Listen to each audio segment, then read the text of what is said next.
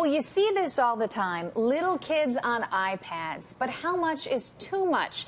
And what should they be doing on them? We have learning specialist Dr. Donalee Markus with us this morning with some answers. Good morning, doctor. My pleasure. We're happy to have you here. First of all, this is something that you see if you're at a grocery store, if you're at a restaurant, you see it all the time, even little babies right on to kids. It's almost becoming a babysitter. Well, it can't become a babysitter. Anytime you have a child on a computer, on an iPad, it should be something that the parent is guiding. There has to be some intention. There's a reason why the 2-year-old, if the 2-year-old is looking at a computer, is looking at a computer. They're looking at colors, they're looking at shapes. There has to be an intention to the experience. Well, let's talk about some of the limits that you recommend that should be placed on the amount of screen time.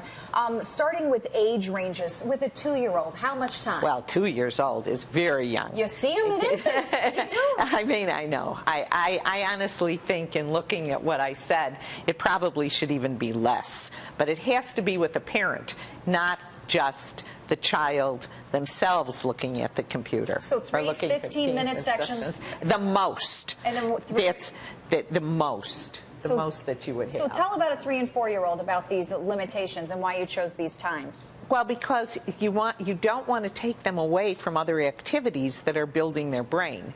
The first few years of a child's life, brain development and neuroplasticity is developed through movement, and it's always developed through experience, but through movement. So you want them to be active. You want them to explore, to be imaginative, to have the opportunity that successful people, if you reverse engineer, had to explore the environment. And if you put a child in front of a computer, it's almost like keeping them in a crib and not letting them crawl. Well, you're kind of talking about the difference here between active learning and passive learning, and let's talk about that next, because you have some information.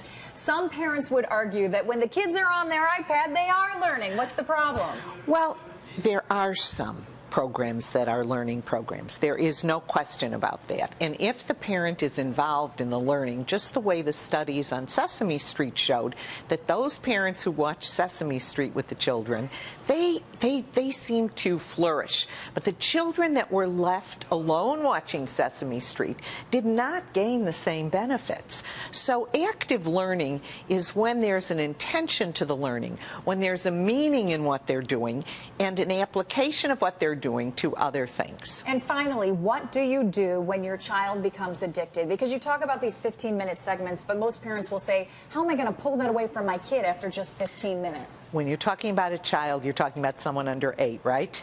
Talk to a parent who's 16, of a 16, an 18-year-old, or a 22-year-old who have just locked themselves into the basement playing games and are addicted to gaming. Even in South Korea, the addiction to gaming has become so severe that the government is setting up programs to break these addictions.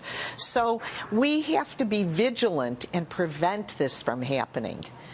And we have to set limits and lead by example and provide options. Dr. Donalee, thank you so much. It's hard when you see even the parents are addicted to their phones and their iPads. Thank you so much for your very valuable information. We appreciate it. Thank you. Anthony? Great.